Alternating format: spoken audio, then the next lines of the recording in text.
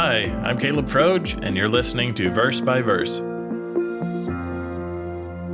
In Proverbs 30, there are 4 animals mentioned that are little on earth, but exceedingly wise. They are the ant, the rock badger, the locust, and the lizard, or spider. You're probably the most familiar with the ant, and the parallel is quite easy to understand. Ants are wise because they work and prepare in the summer while they still have time.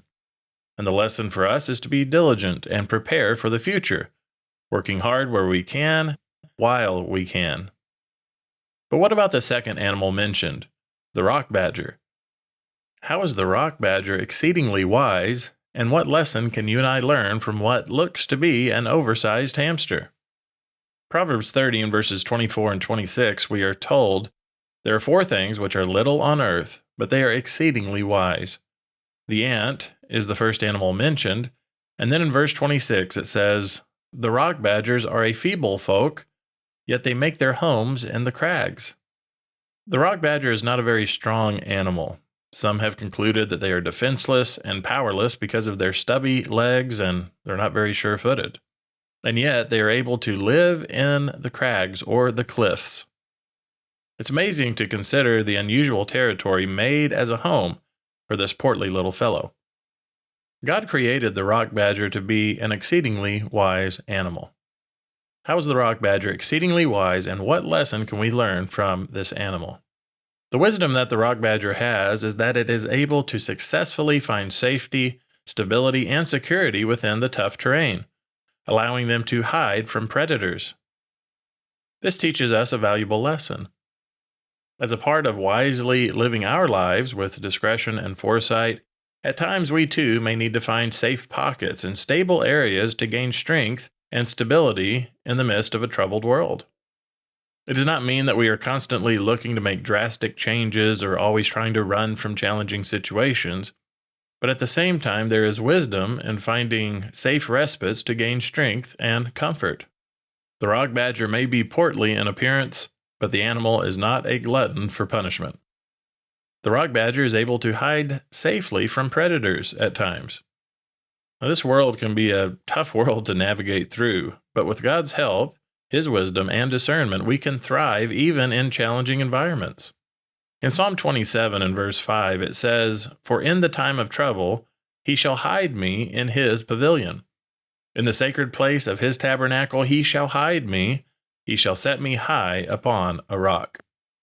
God can provide us a temporary dwelling place or a tabernacle that is hidden from danger, protected from trouble, and high upon a rock.